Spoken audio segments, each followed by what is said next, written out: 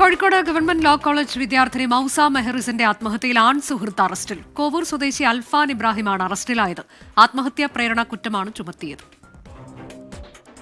കഴിഞ്ഞ മാസം 24-നാണ് നിയമവിദ്യാർത്ഥിനിയും തൃശൂർ സ്വദേശിനിയുമായ മൗസ മെഹറിനെ വെള്ളിമാട് കുന്നിലെ താമസ സ്ഥലത്ത് മരിച്ച നിലയിൽ കണ്ടെത്തിയത്.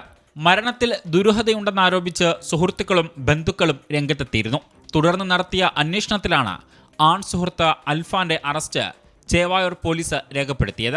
വയനാട് വൈത്തിരിയിൽ നിന്നാണ് ഇയാളെ പിടികൂടിയത്. അവരുടെ സൗഹൃദത്തിലായിരുന്നു. സൗഹൃദത്തിന് ശേഷം ഇവർ പ്രണയം പോലെയായി. അതിനുശേഷം ഇവള് പിന്മാറാൻ വേണ്ടി ശ്രമിച്ച സമയത്ത് അവളെ പിന്മാറാൻ അനുവദിക്കാത്ത രീതിയിൽ അവൻ പിന്നാലെ ശല്യം ചെയ്യുകയും അവളെ ദേഹോപദ്രവേൽപ്പിക്കുകയും പബ്ലിക്കായിട്ട് ഒരു തീപ്പെട്ടി എന്ന് പറഞ്ഞ ചായക്കടയുടെ അവിടെ വെച്ചിട്ട് അവിടെ ആക്രമിക്കുകയൊക്കെ ചെയ്യുകയുണ്ടായി.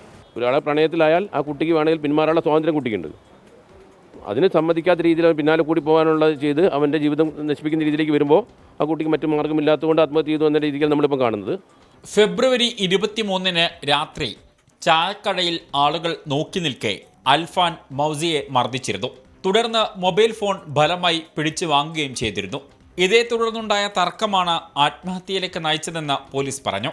മൗസിയിൽ നിന്നും പ്രതി കൈക്കലാക്കിയ ഫോൺ പോലീസ് കണ്ടെടുത്തു. അൽഫാനെതിരെ മഹാരാഷ്ട്രയിൽ ഒരു പണമിടപാട് കേസുമായി ബന്ധപ്പെട്ട് അന്വേഷണം നടക്കുകയാണ്. 24 കോഴിക്കോട്.